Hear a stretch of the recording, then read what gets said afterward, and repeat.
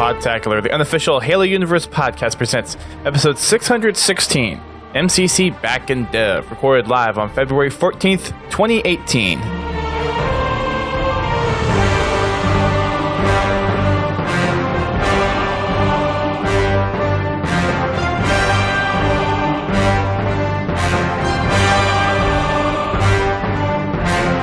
Hello everyone, welcome to Podtacular, the unofficial Halo Universe podcast. I am your host, Duststorm. And I'm your co-host, Godzilla T. We are back from hiatus, since I was gone for a week for work. And we don't have another update, so we're catching up on a couple things as well. Nothing too bad. Since we are recording it on the day of, happy Valentine's Day to everyone out there. Hope you had a great time with your significant other, if you have one, and if not, hope you had a good day of, hopefully, love and happiness poured onto you as well. We are diving into the MCC development update that we said we were going to come back around to. But first, update from UGT since I was out last week. How did we do with the game night and everything? We shot people. A lot. Oh, That's usually what happens. We had a pretty good crew. We mixed up some big team, Super Fiesta, Warzone. Yeah, pretty average night. Had a lot of fun. Got shot from the other side of a wall multiple times. Just typical Halo stuff. Okay. Yeah, it was a lot of fun. We had some good games, and then we had some really bad games. So that's kind of how it goes, right? Still fun. Well, when you got friends to play with, it does make it a lot less painful to lose. Right. Laird said in the chat that he helped kill 45 Marines with Confal. Well, that's cool. That's one of the difficult ones to get. It's not our lowest one, or maybe it is now. I don't know. Well, probably not after Laird and Confal did some work. I'll have to go back and check the stats on that, but that is definitely one of the more annoying commendations to get, which we're still working on. Abolistics actually requested to join our company. I don't know if you remember him from a couple weeks ago. I do remember him. So, yeah, we got another company member to help us out. We're still grinding. Looks like G. Lewis is getting tired of our background. I mean, the other ones that I have are very Halo Wars 2 specific. I know this is from Halo Wars 2, but I can't pull out any of the other cool ones out of the official game files, or at least I don't know how to. Get a whole game cheat. I'm sure he probably already has them pulled out. Probably. Get the Halo 3 one. I don't know where they get the Halo 3 one. I'm not sure how to get that off of the Xbox to get it. Ask Masters or Game Cheat. Okay. Fine. I'll ask one of them. You happy? A couple of other things I think we want to touch on before we dive into the MCC update, since that kind of will be our main topic tonight, is they actually have a listing on IMDb for the Halo TV show, even though there's not really anything there to give us info about it, but there is a listing on IMDb now for it. Well, that's good, I think. I honestly don't know. I guess that means they're still moving forward? Maybe?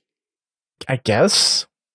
I honestly don't know what it means. The only things that we can glean from it really are the writers are Stuart Beattie, Beattie, Beattie, and Alex Garland.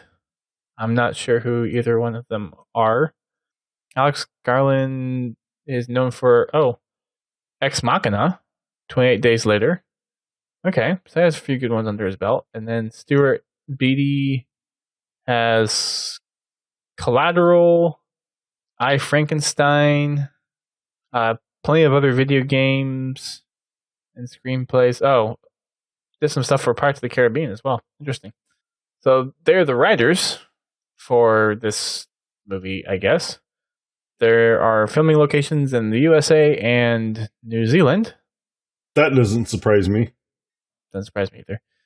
The only other thing which is probably not accurate is they have a plot synopsis, which is basically the same synopsis as Halo 1. It's basically the lead up to Halo 1. I wouldn't be surprised if it's a copy paste for whatever synopsis or ad they had for the original Halo Combat Evolved. Possible. There's not much there. But well, it's hopefully something. That means we're going to get some more news soon. Hopefully. I mean, we've been writing on just yearly updates saying it's still a thing for the past 3 years. At this point, they better put it on something other than whatever Showtime. I have no idea how contracts may have changed since they originally signed that contract. No clue. We'll see. Anyways, it has an IMDb page now. There's not much on it, but at least it has one. There you go. The next things are some updates for Halo World Championship Series. The Orlando Open starts this weekend.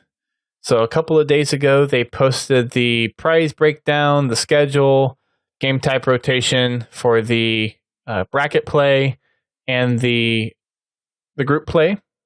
You can find those over on Halo Waypoint. I'm guessing they probably put it over on the halo.gg esports page as well. Not sure, but you have all the game type and map matchups listed. Prize pool is $20,000 for the first place team, $10,000 for the second, $6,000 for the third, total of $50,000 for the 4v4, and then total of $5,000 for the FFA, $2,000 for the first, on down to $200 for the sixth. They do have the pro points breakdown since that's something that MLG does in their bracket. This is actually per player. First gets 25,000 points, second gets 15,000, all the way down to 45th through 60th get 1,000 points. And those are just pro points used to kind of rank the players individually within the esports player base for Halo on the MLG website. Yeah, you can check that out over on the website for all the details. I'm going to be trying to watch this weekend because it's going to be the first LAN event. This does have all regions coming. The few teams that are not North American are Team Infused from EU, Qualifier from Latin America, Mind Freak from Australia and New Zealand, and Vex Gaming from the EU. And then there are 4 open bracket spots. And those are teams that register for the event and make it through the group play. Because there's 12 teams that are seeded directly into the bracket play. Actually, seeded into the group play. And then there's another set of group plays that fill in those other 4 slots. There's some info about some of the teams that have changed some rosters or just kind of an update on things leading up from the last season. Optic Gaming is in the prime spot because they have pretty much been undefeated for the last few championships for, let's see, they won the fall? I think they won fall. Can't remember if they won both summer and fall. G-Lewis might be able to help me out there. A couple other teams have had some roster updates. Splice, kind of being on the heels of Optic, is also looking to play pretty hardly, especially on the online open tournaments. Those happen every week. And we have some other news updates in there as well. So if you want a little more detail on everything that's kind of leading up to Orlando, make sure you check out both of those articles over on Halo Waypoint. And the only other thing I have is I believe the Forge Hub contest is done for the racetrack maps, or it's coming to a close pretty soon. Trying to pull it up now. So it actually ends in 5 days. On Monday, February 19th is the last submission for the Aesthetic Grand Prix racetrack map. And then it'll be judged. I think judging takes approximately a week to 2 weeks. And then the first place winner is going to get $250, second place $150, and third place $100. And they'll probably have some honorable mentions as well. Well, you can bet there'll be some good stuff come out of it. Oh, yeah. There's actually a pretty good active forging community, even though it's kind of in the shadows and it doesn't get too much spotlight in the community spotlight. That's one thing I didn't even notice until I just said that, but they usually don't highlight as many forge maps in game modes unless it really kind of just is really different from the norm. So I'm wondering if they're going to take some of the results from this Forge Hub contest and post it in the community spotlight. I'd hope that they would. Yeah. I really wish 343 would bring in some Forge maps to matchmaking, competitive maps, because they built some decent maps, but they get boring after a while. I mean, I know they do they bring the Forge maps into the more specialized game or, playlists, especially like in Super Fiesta, there's only like 5 maps that show up. And Pegasus is one of them. Unfortunately. Didn't we talk about this on one of the podcasts recently about how they had custom maps, Forge maps in Halo 3 and Halo Reach for competitive? For actual competitive. Right. The actual esports scene they did, yeah. But I'd like to see some more, granted high quality maps, but some more Forge maps than just the regular rotation in the 4v4 and 5v5, or like Super Fiesta and then just regular Slayer, which I don't play that often. At least, maybe in the, not the competitive, but in the casual playlist. Something, because, those maps, they get boring after a while. They kind of do. And one of the nice things about the Forge maps is they keep it fresh. If they would actually work on having people, and this is one of the things I'm hoping MLG can actually kind of bring back, because it was something that they spearheaded and I think was very helpful, but they actively engaged with the pro teams to make maps and test maps. So I'm hoping with MLG back in the mix, there's a little more of that urge to say, hey, let the community make some of the maps, because even with Forge, with how intricate and how much you can do with it, there's some people that can probably come up with some great maps that don't necessarily work for the studio. Well, some of the best competitive maps in Halo's history were made by the community, not by Bungie or 343. Some of them, yeah. Onslaught was a fan favorite, and that was all done in Foundry. Granted, the new movements in Halo 5 make it a little more interesting when creating maps, because you have a lot more to account for. Well, I think the Forge community's up for it. I think so. The Forge stuff that's already out there it's good stuff. Their maps are fun to play. It takes you a little bit to learn them, but hey, they're fun to play. They seem pretty well balanced. And that's the thing, though. You want to make it to where it is something where you would have to learn the maps. That's kind of what sets the amateurs apart from the pros. The pros actually take time to learn the maps, learn the tricks, learn to exploit certain features of the map that you wouldn't necessarily otherwise get if you were just kind of an average Joe that was playing just an hour a day or so. The pros have the time to do that as well. That's true. That's their job. That's how they make their living. As a casual player, in time I do learn the maps, but I don't study them. Honestly, I very rarely pay attention to when stuff's picked up, and watching the clock count down. I'm just looking for people to kill. It takes a lot to kind of get used to, and I'm no expert at it. I know there are certain things that I think of, but when I play with certain other people that are a lot more into the competitive mindset, they just are head over heels of thinking, okay, where's this person spawning, and when are these weapons coming up, and all that stuff. And I slowly get better at it, but it's one of those things that you just have to keep working at it in order to ingrain it into your thought process. Just like with everything, repetition, will build your memory on it. So that's what sets the pros apart from everyone else. They've practiced, they've had the time to practice, and they picked it up a little bit more naturally than the rest of us. It definitely takes a special mindset to be a competitive video game player, and it doesn't matter which video game you're talking about. Well, and even even casually playing it, though, there's still kind of a mindset there, but playing stuff on a competitive level, you have to take that so much further. Like I said, it takes a really special mindset to be a competitive player.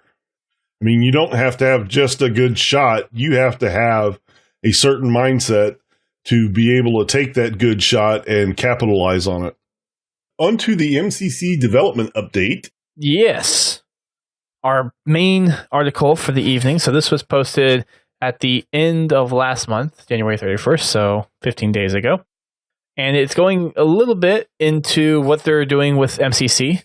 We did mention back in either the beginning of January or the end of December. I think it was the beginning of January when Sketch put out a tweet about them slowly posting content about what they're doing with MCC. It wouldn't be a constant rollout of news, but they are going down the path of a little bit of news more frequently, even if it's something small, is better for a transparency perspective to keep us engaged, to let us know what they're doing, than to wait for something big and then clump it all together. So this is probably the first of a few that we'll get before we see any major news about MCC.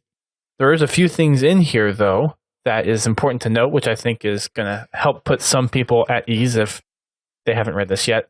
I do recommend going and reading it, but we'll give you the Cliff Notes version here tonight and as we discuss it. One of the big things is with the Xbox One X platform, they're looking to enhance a lot of the visuals.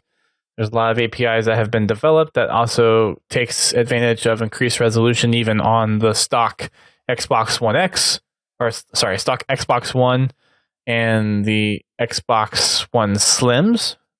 So there's going to be benefits from that. There's benefits in the matchmaking stuff, network, parties, everything like that. So let's go ahead and just dive on into it. So they have a brand new, I don't know if they're all brand new, but they have a team that's specifically dedicated to working on MCC. There's no crossover from MCC team members working on Halo 6 or Halo 6 team members working on MCC. This is strictly a group that is focusing on nothing but MCC. And technically legacy titles, but primarily MCC at this point. They're probably the same team that still keeps up to date with the Halo 3 and Halo Reach playlists, anything that's rotational in there, like challenges, probably stuff with Halo 4 as well. So any of that kind of stuff this team works on, but their primary goal right now is MCC and getting that updated to take advantage of a lot of the APIs that have been developed since the Xbox One first launched. I'm glad that they put that in there because that, to show people that we're not taking away from our next big thing, as they put it, to come back and fix MCC. They actually set aside a team and said, it's your job to fix this. And from the sounds of it, this sounds like they've got plenty of people to spread around. Some of those people are from other third-party partners that they've probably worked with in the past. I don't know if they're working directly with Certain Affinity, but I would assume it is other game companies like them who probably know the code base that can help with this kind of stuff. I would assume Certain Affinity because they've worked on Halo 2 and Halo 3, and they did a little bit with Reach. I think they did a little bit with Halo 4 as well. But everything that is being done by the MCC team is being supplemented by other partners of Microsoft Studios to help make sure that the MCC gets the updates that it needs. They're getting familiar with the tools, the code bases, and trying to get a foundation for a realistic timeline and goals to update MCC. So that's the first big thing, is having the extra support to support the team that is only working on MCC. Key piece number one. Key piece number two is something that probably everyone's heard of already. If not, then hopefully people will be excited about this. But they are planning on rolling out community builds similar to how people get the Xbox Insider builds. For those that are familiar with the Xbox Insider program, you already know that there's kind of the one rollout that's right before final launch, and then there's the alpha rollout. It's going to be working in a very similar process, and it may be even through the Xbox Insiders program. So I would recommend, if you have a second console, maybe if you game often, but if you have a second console and you want to do the Insider program, then definitely look at enrolling in it so you can get the builds early. If you game frequently, or you're more the competitive player and you don't want to run the risk of instability on your console, then maybe it's not something for you. For me, I've been on the Alpha Ring on the Xbox Insiders program, and I haven't had any issues since early 2017 with the Insider builds. Yeah, I've had, I'm not part of the Alpha Ring, but I've had some issues to the point that when I got my new Xbox, I did not move it into the Insider program. I left my other one in it because I was having some stability problems with parties and things like that. There were certain things that were kind of an annoyance. Nothing really game breaking. It made putting together a party a little bit more difficult sometimes. But the parties is the ones I hear most often when it comes to compatibility issues between Insider builds and official builds. But for me, I just use the Xbox app on my PC since it's sitting right there. So I almost never use parties on the console. Yeah, it's just the way I do things. I do rely on that party system on the console for ease of invite. Now, me personally, I connect to the party through my Xbox app, but I have a second account that I log in and put in the party. That way, whenever somebody messages me, I can just add them to the game and the party all at once, and I don't have to go two separate places. Got it. Just saves a little bit of time. That actually reminds me of something I forgot to mention earlier, but Major Nelson announced this on Twitter, but you can now join parties and voice chat and text chat with Android and iOS. Don't know about Windows Phone. But no Windows Phone. Yeah. Gonna have to send them a stern letter about supporting their own platform. Oh, jeez. Yeah. But smartphones, minus Windows phones, finally have the party ability. And I think we knew this was coming for a while. I know they said they were working on it, but as of today, it is now available via your Xbox app on your smartphone, except for Windows. RIP. Microsoft. No mixer, no fancy Xbox features. Sorry. Anyways. And the funny thing is the way it started out, the only way you could get the Xbox app is if you had a Windows Phone. Really? I didn't know that. At very first, yeah. It didn't take them long before they rolled it out to iOS and Android, but once they realized that they only held like a single-digit % of the market. Yeah. Yeah. Into some of the weeds of technical stuff that they're actually working on. Greg Herman and Andrew Schnickel are the two technical directors for the legacy team at 343. So they're the ones that are spearheading any of the MCC updates that are coming down the pipeline for outdated systems, services, and technologies. First one being, there's been a lot of API changes to specifically matchmaking that they're looking to improve upon. So all those times where you're sitting and waiting in lobbies for that one additional person to join, or parties getting completely disconnected after the end of the game. Yeah, those are things that they can actually fix with the new APIs that have been developed for the Xbox One platform. The biggest thing is with the netcode and the matchmaking party system. So for the old XDKs and APIs that they had, the system was actually in charge of determining players that were pulled into a party for matchmaking. And then those notifications and interfaces were supposed to pass that information along to the game. Unfortunately, that didn't work all the time. So those kinds of notifications wouldn't actually get passed over to the game engine. So the party never got fully set up. So the stories of people waiting for 15 minutes before another thing came in, yeah, that can be fixed now through some of the APIs. Parties completely disconnecting after a match will be less often now too, because something that was done originally with the XDKs that were available is each game engine was actually loaded into memory, and CPU processors were pulled in, and then the whole game was dumped out.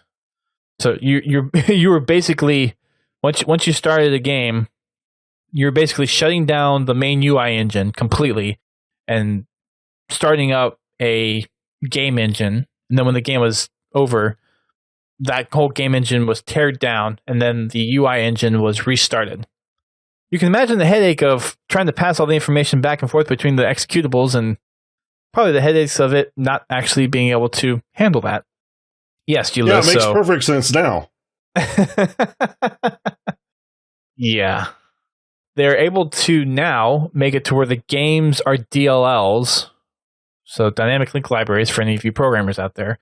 So it's just a library that they load when the game comes in. So you still have the UI engine that's running, but it's the main processes are focused on the actual running the DLL code, and then that DLL is unloaded, so you really don't lose the other engine, so that party management will actually stay intact.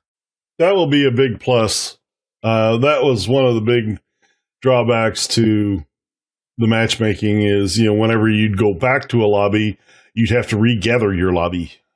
So that won't be an issue. Well, it shouldn't be an issue anymore with the APIs that are there, especially with the ones where party management is now done by the games instead of the system.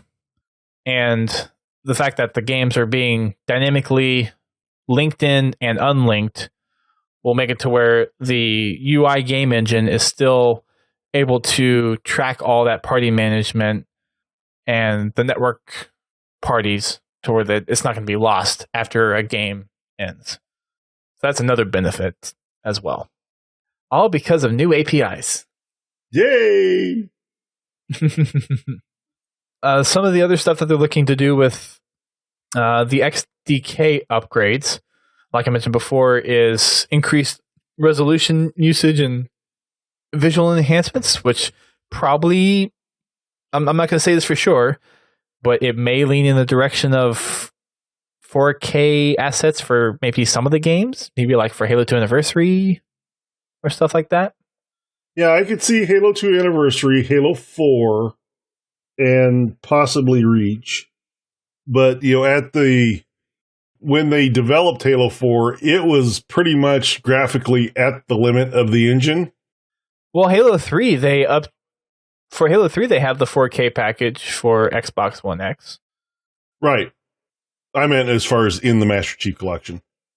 Also, Halo 3 wasn't pushing the game engine as hard as Halo 4 was. That is true. Hence the 10-second disappear for all your weapons. I was gonna mention that. It would have been nice if they could have removed that restriction on the MCC version. I don't know if there's coding restrictions because of memory allocation or what, but if there's any way for them to modify the game code for Halo 4, at least in the Master Chief Collection, to where it's not doing garbage collection every 10 seconds, that'd be nice. Of course, they haven't done it in Halo 5, so what's the chances they're going to do it in Halo 4? Pretty slim. Halo 5 is so fast-paced, and even with the movement abilities, I don't feel it affects me as much. The one thing in Halo 5 that really irks me is I'll walk over a weapon, and then it's like, oh wait, I want to go get that weapon because I'm like running or something, and then I want to go back of it. But by the time I get back there, it's already disappeared. Well, tonight I was playing a game of Warzone Assault. I was standing on a gravity hammer, and I wanted to pick it up. By the time I saw it and moved my thumb to the X button, it was gone. I hadn't moved. That's weird. It literally disappeared while I was standing on it. And you had the prompt? Yes. I didn't think it was supposed to disappear if you had the prompt. It did. That's weird. For regular gameplay, it's not so much of a problem, in regular matchmaking and stuff like that. But in Warzone, because it happens to everybody, you just pulled in that level 6 wreck and you die on spawn because your buddy has a ghost was charging the spawn point. It's always one of those things where you get a weapon and you like die right after you get the weapon or something. And it's like, okay, right off spawn, I'm going to run and go get the weapon. And then if you like dies and you have to respawn again, it's like, well, I know that weapon's going to be gone by the time I try to go get it again. Well, your chances of actually getting to it before it respawns, even on the first respawn, is slim. Depending on where it is, yeah. Another game tonight, I spawned in and I got a carbine. And, of course, somebody shot me through a wall. Literally. You couldn't even see the base where the people were standing, and I died. I got shot through a wall. And so I spawned back in. I sprint back over there, and it's gone. And I wasn't that far away from it. Because I wasn't that far away from the spawn when I died. Yeah, because it's 30 seconds for Halo 5 in Warzone, right? I think. No. Is it shorter? Yeah, try about 12 seconds. 12 or 15. Because from my 10-second respawn timer to the time I got back to it was probably right at about 15 seconds. And it was gone. Okay. Yeah, that's really quick. I guess the bright side of it is, at least in custom games, I believe you can control the garbage cleanup. I think you can control if weapons despawn or how often they despawn. I think. Pretty sure you can. I'd say 45 seconds would be plenty short enough. I would give them 30. But yeah, 45 would be nice. At least for Warzone. Yeah, I don't know. And of course, I miss the days of the campaign where you'd go through 3 other checkpoints, come back and get a weapon. Yep. That don't happen no more. No, it doesn't. You load the next zone and you go back and everything's gone. That's interesting. I've never thought about that before, but yeah, all that stuff has changed as far as how they do the cleanup. And it used to be just everything was left there. You're right. It used to be you could almost play the entire level of the game and go back and pick something up if you left it. If you really wanted to. Mm-hmm. Yeah, I did not think about that. But you're right. You're totally right. Back to the update. There's a couple of things that they're working with, trying to use enhancements and advancements in the social manager, some of which is potential custom game browsing. Xbox Arena, which I'm not entirely sure what that is. And they're also looking at Mixer support. That would be cool. Not sure what they're planning to do with Mixer support. It would be interesting if something like Halo 4, and we may have talked about something like this before, way back in the Halo 4 days, but being able to do those ordnance drops, maybe vote on what drops in the next ordnance drop through Mixer buttons. Possibly. That's just a Halo 4 idea that I'm thinking of. I'm sure there's some other ideas they probably have rolling around in their ideas, but that's the one thing that comes to mind that I think I want to say we talked about it at some point during Halo 4. Can't remember. No, we didn't talk about it during Halo 4. We talked about it a few months ago. Actually, I think we talked about it right after they announced that they were going to be doing the update. Okay. Kind of the wish list thing. Gotcha. Yeah, you're probably right. There's been so many things going on, I'm forgetting. You're probably right, though. it would be interesting to see what else they could possibly do. I'm sure there's other things, but the fact that they're looking into that kind of stuff is exciting, especially custom game browsers. It'd be nice if it came to PC. Wink, wink. Be a lot of things that'd be nice if they came to PC. Last thing from the technical perspective is looking at a huge overhaul of the underlying network code, because that's obviously changed a lot since the original Xbox came out. A big issue that many people probably remember is the strict and moderate NATs. Darn gnats! Oh. Does anyone remember that? I'm pretty sure everyone in here right now, we have Bobby Laird, Pens, and G. Lewis. Oh yeah, I remember it. That's for sure. I'm sure Haas remembers it too if he was here. Biowolf. Oh gosh, Biowolf. Whew, Bionet. A lot of these NAT issues, especially strict NAT and moderate NAT, I think people end up coming with a table of like, okay, if you have moderate NAT, you're able to play with another moderate NAT or open NAT. If you have open NAT, you're able to play with anyone. But if you had a strict NAT, then you could only play with an open NATed other people that had open NAT. So if you had a mix of party, like you had maybe 3 people with an open NAT, 5 people with a moderate NAT, and 4 people with a strict NAT, the party would never come together successfully because those strict NATs couldn't talk to the moderate NAT people. Needless to say, a lot of things have changed with the Xbox infrastructure to relay around the NAT issues. With a lot of different technology, NAT settings should no longer be an issue.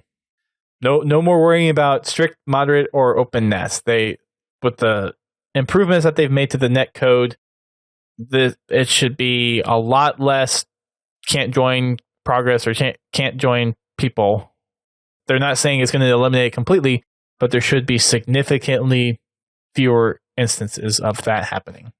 Definitely will be nice. Lastly, they mentioned is they had pure hosting used as a backup for matchmade games. I didn't even know they did that. But they're looking at having more dedicated servers to guarantee matchmade games will be all on dedicated servers. Which that'll definitely help with the matchmaking portion. Well, so I knew the custom games used local servers, but I thought all the matchmaking games were supposed to be all dedicated servers. I thought. Maybe not. I thought it was, though. Yeah, the backup plan was getting used a lot more than it should have been. I have a feeling some of the network issues may have been part of that, especially NAT, which probably compounded the issue even more because it was probably a lot worse. So you have that first failure of, I can't connect to dedicated servers. Well, that's kind of what you use to help avoid the NAT problem. So because you would assume the servers are going to be open NAT because they're probably, and it's Microsoft, so they're probably using BGP for those who know what BGP is. And those are probably going to their internet access points, and those are coming straight down. So that strict NAT player should be able to connect to an open NAT server just fine. If the dedicated servers were failing, yeah, that's probably why there are so many people running into the issue of I can't do matchmaking because I have a strict NAT. We'll be interested to see what the early builds or early release builds look like. Well, and it's good to see that a lot of the things that have been prominent issues with MCC are the ones that they have acknowledged, and the ones that are solvable just by using updated XDKs and APIs. Yeah, it's nice to see they don't have to basically rewrite the entire game. Right. They do have to do some massive underlying work for all 8 game engines in MCC. And yes, there are 8 game engines. I didn't say it was going to be easy job. They don't have to basically tear everything apart and then put it back together and hope they remembered where the pieces went. I'm hoping they have good notes and documentation for when they ripped out the original netcode of these games and plugged in the stock Xbox One day one netcode in. So hopefully it's just another unplug and put in the new shiny plug. Hopefully. Here's to hoping. But yeah, all 8 game engines. That's Halo 1 Classic, Halo 1 Anniversary, Halo 2 Classic, Halo 2 Anniversary, Halo 3, Halo 3 ODST, Halo 4, and Halo 2 Anniversary multiplayer. There's a lot of stuff going on in that game. There is a lot. I just think the original plan was to add Halo 5 to it. I mean, the unified UI was an interesting idea. Oh, I love the concept of it. I would have loved it more if they would have been complete ports of the games. You know, it'd be interesting, and I know this will very, very, very, very much unlikely be unlikely to happen.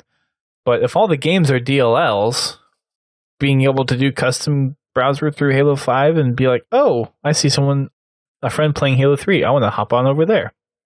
And basically launch that game engine through MCC to that DLL and then just back out to Halo. I mean, I guess that's kind of what they were wanting to do with getting Halo 5 into the unified UI with MCC.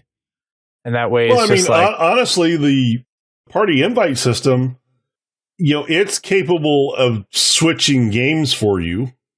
If somebody invites you to play a game, you can click on the invite and say, yeah, I want to play, and it will shut down the current game you're playing and bring up the correct game.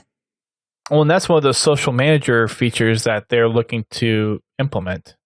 So yeah, that party management, the inviting and managing of people in the party is going to be overhauled tremendously with a lot of the social features that they've implemented. Is that a thank you, Confowl, or something else? all you'd be doing if you were accessing Halo 5 through MCC, you'd basically be replacing the menu options to navigate to campaign, multiplayer. The only things you probably wouldn't be able to do, at least under the current MCC UI, would be managing your Rex. But everything else you could do. But yeah, after the newness wore off of the MCC, that I'm kind of glad Halo 5 is a standalone game. Maybe we'll see people try to pick up MCC. I'm still trying to go through and get achievements. I know the mythics are going to be the Lazos are going to be really, really difficult. Yeah, I'm already starting to work on my achievement runs on those. Are you doing them single player or co-op? I will probably be doing them single player. There are a couple of achievements.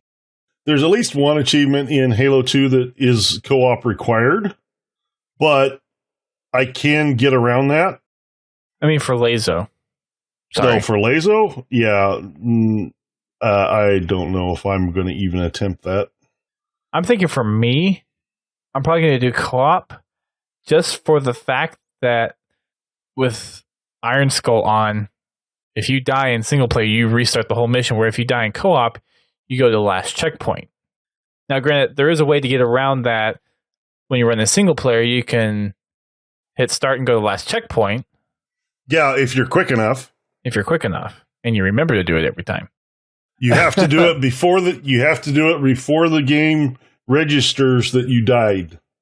Yeah, so it has to be maybe within the first second or so. I don't know. Yeah, that's how I got through a lot of Reach ones. Basically, if the audio is still at full volume, you're probably okay to hit the start button and go to the last checkpoint. Yeah, that's 45 missions. If you see your body start to go into the death animation, you hit the start button and revert to checkpoint. That's one of those deals that if I do it, I'll probably be looking at speedrunning techniques. Oh, yes. To try to skip as much of it as possible. You almost have to. So that's the MCC update that we have so far. I will say I am really, really pleased with the things that they're trying to do and trying to fix with MCC. I think it's going to make a lot of people happy and hopefully bring a lot of people back into the fold of some of the legacy stuff. Hopefully. One can hope. One can dream. It's going to be something that they'll provide updates on a regular basis, whether that regular basis is every 2 weeks or a month. I'm going to guess it's going to be probably at least every month until they get closer to doing some public testing with it. But make sure if you want to be part of the testing that you're in the Xbox Insiders program and you're a part of the Halo Community Feedback program. You got to be inside those two in order to be considered for some of the early playtesting of the builds.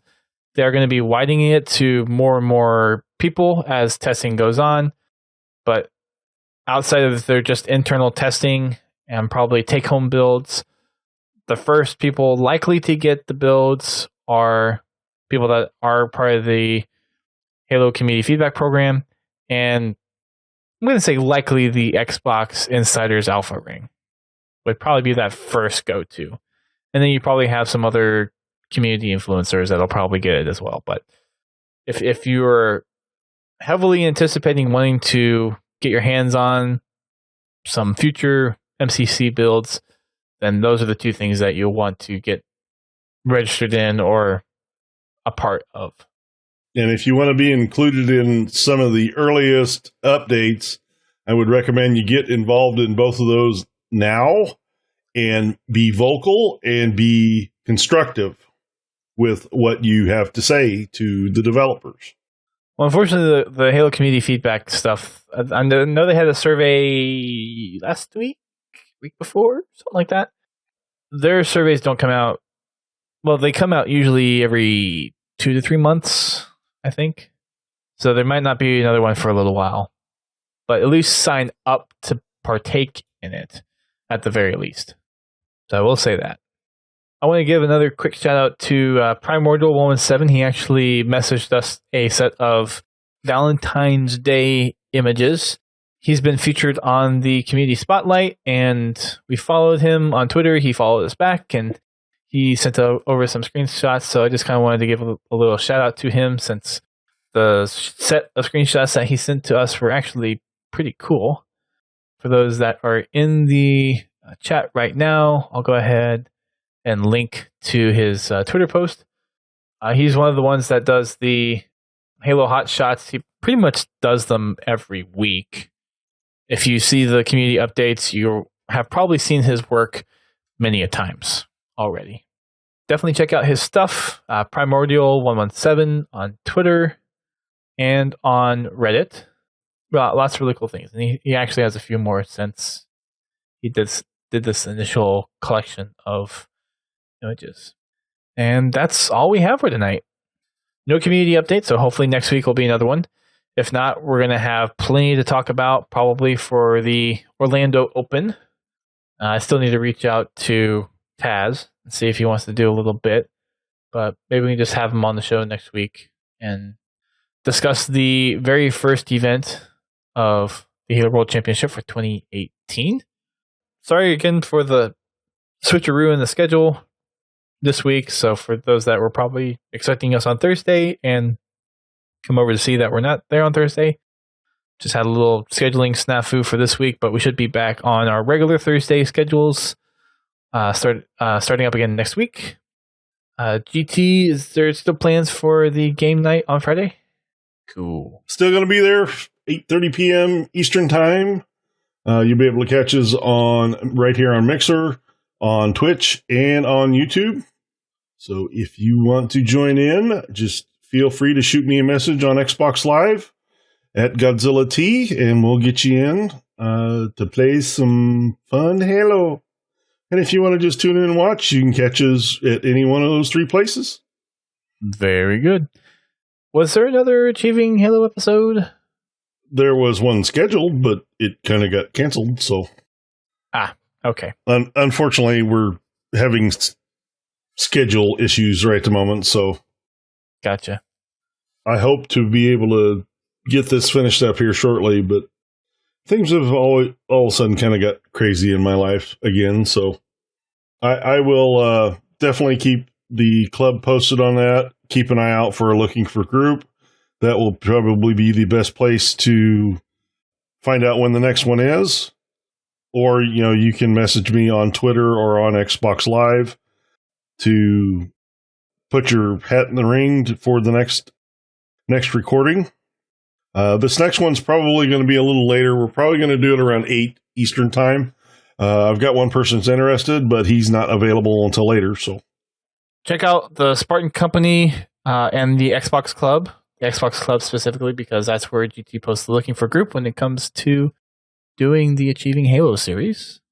You can head on over to podtacular.com/Xbox, and that'll take you to the club. And then /company, and that'll take you to the Spartan Company. We still have a few slots open, and we're still trying to go for the Achilles helmet. Still have 3 level 4s. Forget to pay the toll. We have 13 more before we get to level 5 for that one. And then the one that's all the way in the back, which is Killing Marines, we still have another 2,655 to go. So thanks, Laird and Confal, for contributing that this past weekend. Really appreciate it. Still got a little ways to go from there. Closest one that we have to finishing is from the top rope, which is kill an enemy Spartan with a ground pound. We need another 229 to go. So that's our Spartan Company update for you. Make sure you check us out on all our social media platforms. We are on Twitter, Facebook, Instagram, Mixer, Twitch, YouTube, all those fun places. If we have it, just search for Podtacular and you will find us. Also, make sure you check out our podcast network. We're part of a network of gaming-specific shows such as Critscast, Guardian Radio, Work in Progress, How to Murder Time, The Learning Cliff, and Podcast 76. I know I did that way out of order than I normally do, but anyways, you can find out more about those podcasts over at thepodcast.com. Other than that, everyone have a fantastic week. Hope to see some of you guys on Friday, and we'll see everyone back here hopefully next Thursday.